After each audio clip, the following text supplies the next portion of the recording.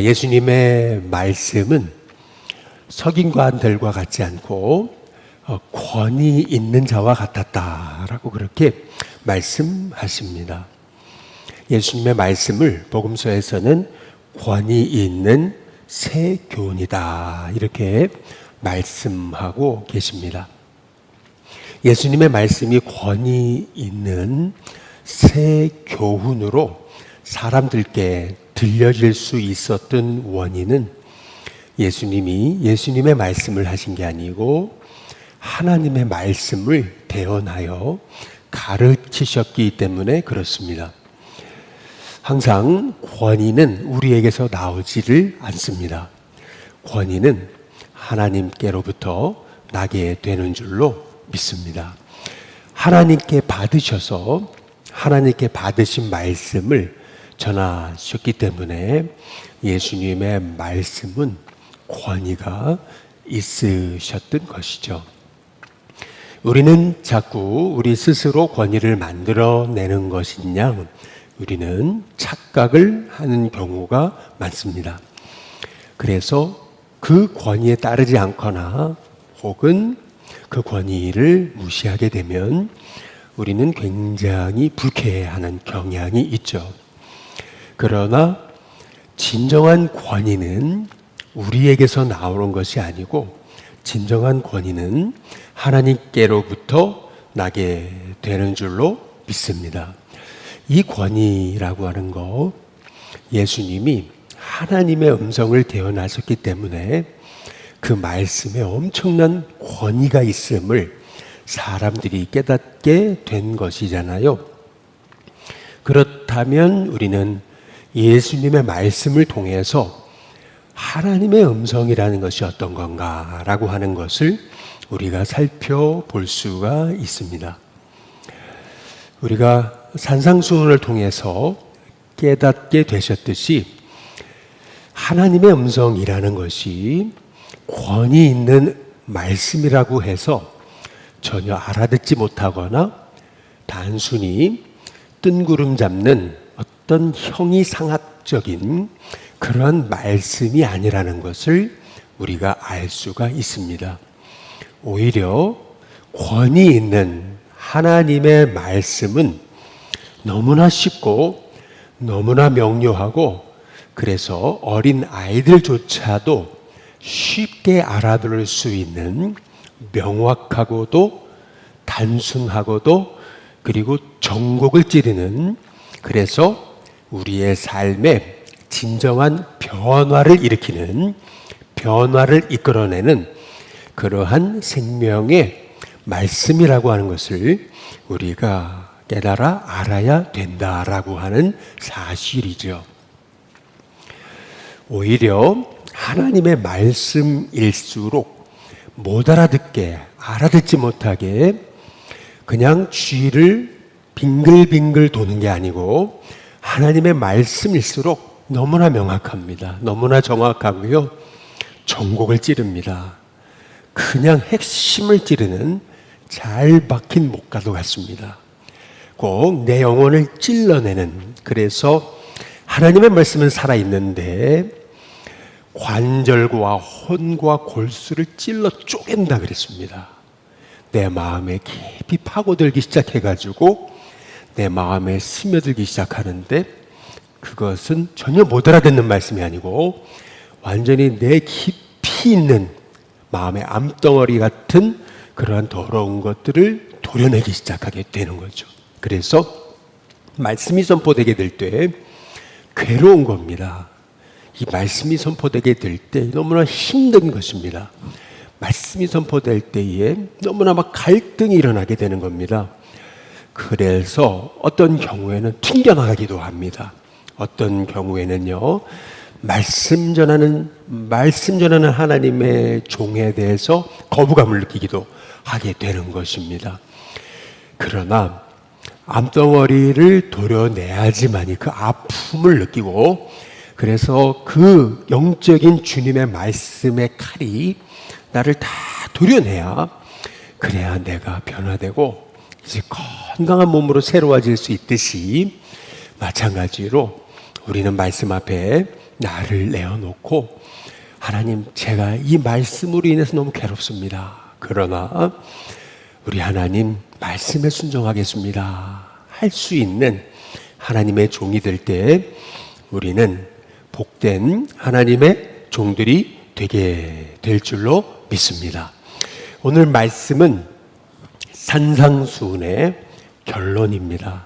실은 지금까지 산상수훈의 말씀을 여러분이 쭉 5장, 6장, 7장을 통해 들으셨는데 사실은 오늘 이 말씀이 여러분에게 들리지 않는다면은 그렇다면은 사실 여러분에게 있어서 그 말씀은 지식으로 끝나고 이제 많은 것입니다. 어떤 말씀이든지 간에 항상 결론이 이제 중요한 것이죠. 그래서 이 산상수훈의 결론이 뭔가 우리가 깨닫고 이 말씀이 나의 삶이 되게 해달라고 기도하는 하나님의 종들이 되어야 될 줄로 믿습니다.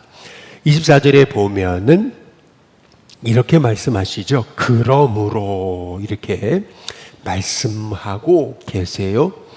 우리가 산상수훈에서 그러므로라고 이렇게 시작이 되면 여지껏 했던 말씀의 이제 결론이다라고 보시면 됩니다.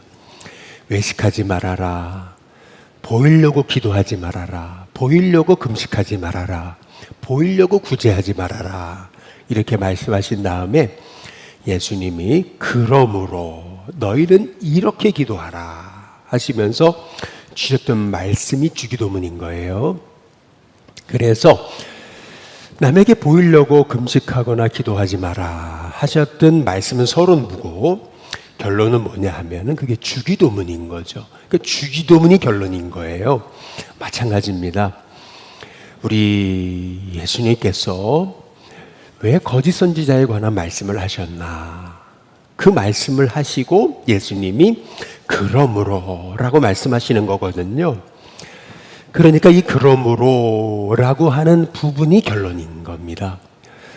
예수님은 두 종류의 집에 관해서 말씀하고 계시는 거죠. 하나는 반석 위에 세운 집, 이 반석 위에 세운 집과 같은 인생이 지혜로운 인생이고 모래 위에 지은 집과 같은 인생, 어리석은 인생이다. 예수님이 말씀하고 계시는 것이죠.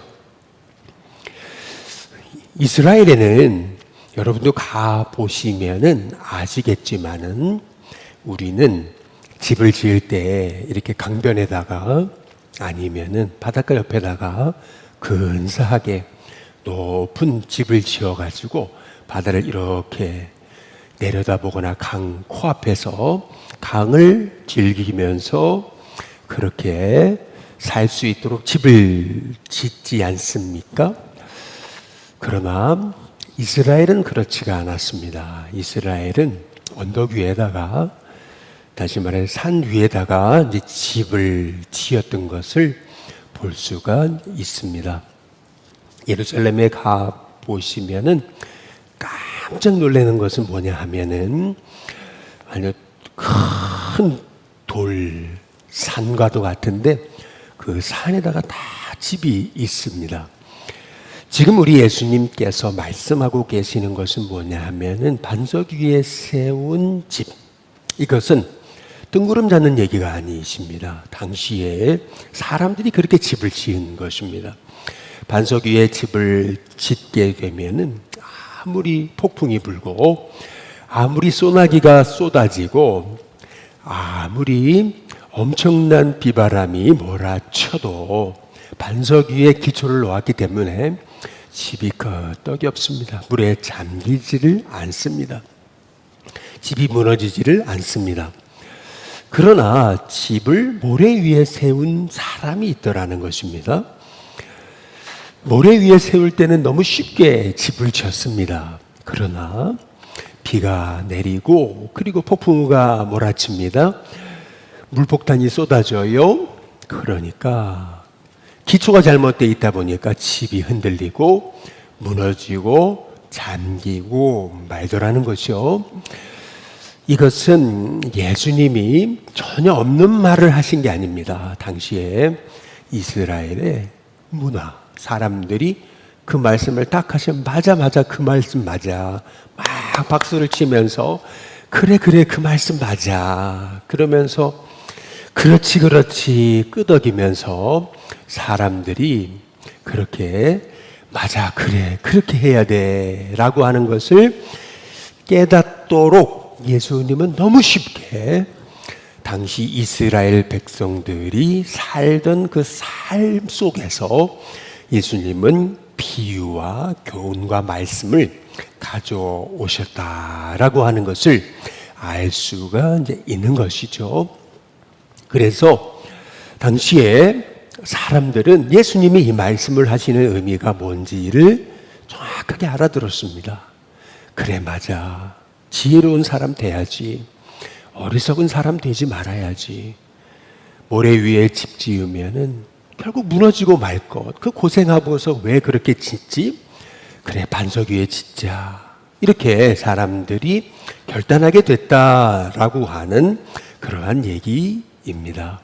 그렇다면 지혜로운 사람, 집을 반석 위에 짓는 사람은 어떤 사람이냐는 거죠. 24절에 보시면은 그러므로 누구든지 나의 이 말을 듣고 행하는 자라고 말씀합니다. 그 집을 반석 위에 지은 지혜로운 사람 같다라고 말씀하고 있습니다. 말씀을 듣고 행하는 사람, 그 사람이 반석 위에 집을 지은 지혜로운 사람이다. 그러면 어리석은 사람은 어떤 사람입니까? 26절에 보니까 나의 이 말을 듣고 행하지 않는 사람, 말씀을 듣기는 들었어요. 그러나 행하지 않는 사람, 그런 사람은 그 집을 모래 위에 지은 어리석은 사람 같다라고 예수님이 말씀하고 계시는 거죠. 다시 말해서 산상수훈의 결론은 뭐냐 하면은 말씀을 듣기만 하는 자가 되지 말고 이제는 말씀을 실천하는 자가 되어야 된다. 듣고 이제 알았으니 이 말씀을 행하는 자가 되어야 된다. 그 사람이 집을 반석 위에 세운 지혜로운 사람이다. 우리 예수님이 말씀하고 계시는 것입니다. 우리는 오늘 예수님의 말씀을 통해서 우리가 지혜로운 사람은 어떤 사람인가? 결국 내 생각으로 사는 사람이 아니고 말씀으로 사는 사람이다. 그래서 시편에도 끊임없이 말씀하시듯이 복 있는 사람은 말씀을 주야로 묵상하여 그 가운데 기록된 대로 지켜 행하는 사람, 이 사람이 지혜로운 사람이다. 복 있는 사람이다. 말씀하고 계시잖아요. 그런데 우리가 오늘 말씀을 통해서 우리가 주목해 봐야 되는 부분이 있는 거예요. 그것은 뭐냐 하면은 우리는 말씀대로 살면 어려움이 없을 거라고 생각을 합니다. 말씀대로 살면은 인생에 비바람이 없을 거라고 생각하죠. 그러나 오늘 말씀에서 우리가 주목해 봐야 되는 것이 있습니다. 25절에 보면은 말씀을 듣고 행하는 사람에게도 25절 비가 내립니다. 창수도 나고요. 바람도 불어서 그 집에 부딪힙니다. 아무리 말씀을 듣고 행하고 말씀대로 사는 사람일지라도 고난이 있음을 예수님이 말씀하십니다. 27절에도 잘 보시면은 말씀을 듣고 행하지 않는 어리석은 사람에게도 똑같습니다. 비가 내리고 창수도 납니다. 바람도 불어서 그 집에 부딪힙니다. 하나도 토시 하나 틀리지를 않습니다. 지혜로운 사람이나 어리석은 사람이나 비를 맞고 창수를 맞고 바람을 맞습니다. 그리고 그 비, 바람, 그 모든 것들이 우리의 삶에 부딪혀 오는 것입니다. 우리가 깨달아 알아야 되는 것은 뭐냐 하면은 우리가 어리석게 살았기 때문에 고난이 있는 것이 아닙니다. 우리가 믿음으로 살고 지혜롭게 살아도 고난은 있습니다. 아무리 말씀대로 살아도 어려움은 있습니다. 비가 내리고 창수가 나고 바람이 불어 그 집에 부딪힙니다. 이것은 지혜로운 자나 지혜롭지 못한 자나 똑같이 겪는 삶의 시련이고 역경인 것입니다. 그런데 지혜로운 사람과 어리석은 사람의 명확한 차이가 있습니다. 그 차이는 뭐냐 하면은 25절에 보니까 비가 내리고 창수가 나고 바람이 불어 그 집에 부딪히되 지혜로운 사람은 무너지지 않습니다. 반면에 어리석은 사람은 27절 비가 내리고 창수가 나고 바람이 불어 그 집에 부딪힘에 무너지는 정도가 아닙니다. 그 무너짐이 심하다라고 그렇게 말씀하고 계십니다. 똑같은 고난을 만나지만은 지혜로운 사람은 그 고난을 만나도 무너지지 않습니다. 그러나 어리석은 사람은 똑같은 고난을 당하는데 그 무너짐이 아주 심하다, 걷잡을 수 없다라고 말씀하고 계시는 것입니다. 이게 차이점입니다. 우리가 믿음으로 살아야 되는 것은 뭐냐 하면은 그 믿음은 고난의 때에 진가를 발휘합니다. 믿음으로 살게 되면은 고난의 때에 고난을 해결하고 해석하고 풀어내는 방법이 다르다라고 하는 것을 알 수가 있습니다. 그렇다면 어리석은 사람 무너지는데 무너지는 정도가 심한 이유가 뭡니까? 그 이유를 우리가 깨달아 알아야 되는 것입니다. 먼저는 어리석은 사람 고난이 오면은 그 고난을 자기 힘으로 풀어가려고 하기 때문에 말씀이 없잖아요. 그 삶에. 그러기 때문에 고난을 이길 힘이 없는 것입니다. 고난은 내 열심과 내 지혜와 내 오기로 절대 이길 수 없습니다. 오히려 내가 버틴길수록 더 크게 부러지게 마련입니다. 따라서 왜 우리가 말씀을 듣고 행하는 자가 되어야 될까? 그것은 고난의 때에 그 말씀이 나를 살리기 때문에 그렇습니다. 그래서 시편 기자는 우리에게 이렇게 말하고 있는 거죠. 시편 119편 50절에 이 말씀은 나의 고난 중의 위로라.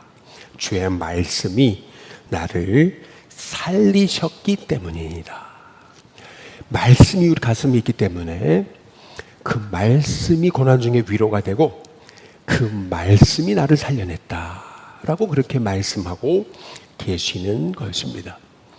그래서 시편 기자는 119편의 92절에 보니까 주의 법이 나의 즐거움이 되지 아니하였다면 내가 내 고난 중에 멸망하였으리라 라고 그렇게 말씀하고 있는 거죠. 말씀이 없었다면 나는 망했을 것입니다. 말씀이 없었다면 나는 위로받을 곳이 없었습니다. 말씀이 없었다면 나는 일어설 수 없었을 것입니다 라고 그렇게 말하고 있는 것이죠. 저와 여러분이 말씀을 듣기만 하는 것이 아니라 말씀을 삶으로 살아내야 되는 이유, 그것은 뭐냐면은 고난이 왔을 때 그 말씀이 나를 살려내기 때문인 줄로 믿습니다. 두 번째로, 왜 말씀이 없으면, 왜 듣고 행하지 않게 되면은 그 무너짐이 심하게 될까? 그 이유는 우리 예수님이 오늘 이렇게 우리에게 말씀하고 계시지 않습니까?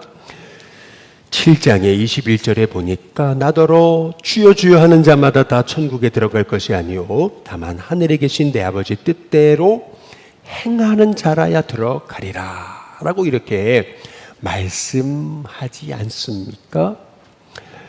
그때 이 거짓 선지자들은 뭐라고 그러냐면은 내가 주의 이름으로 선지한 노력도 하고 귀신도 쫓아내고 많은 병도 고쳤습니다. 권능을 행했습니다. 이렇게 이제 말하게 이제 되더라라고 하는 것입니다.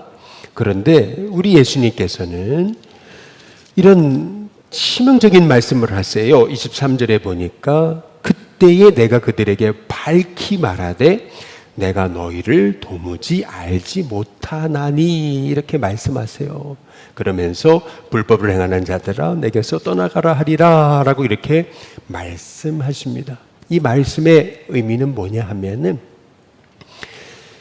우리가 이 거짓 선지자들을 보면서 우리는 깨닫게 돼야 되는 것이 있는 거예요.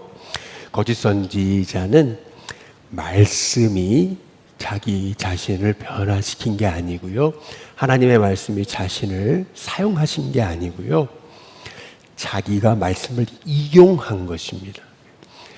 우리는 자칫 잘못하다 보면은 하나님의 말씀이 나를 변화시키셔야 되는데 내가 말씀을 이용하려고 드는 경향이 있다라고 하는 것입니다. 그게 불법입니다. 그래서 우리 예수님께서는 말씀을 듣고 그 말씀을 행하는 자가 돼야 된다. 우리 예수님이 말씀하고 계시는 거죠. 아주 백지 한 장 차이입니다. 하나님의 말씀이 나를 사용하시는 것, 그것과 내가 말씀을 이용하는 것, 아주 백지 한 장 차이입니다. 우리가 이것을 구분해 내려면 다른 게 없습니다. 말씀을 내가 삶으로 살아내려고 내가 그 말씀 앞에 나를 내어놓고 내가 엎드려서 하나님이 나를 사용해 주옵소서. 그래서 그 말씀에 순종하고자 나를 내어드리는 그러한 믿음의 결단이 우리에게 필요한 줄로 믿습니다.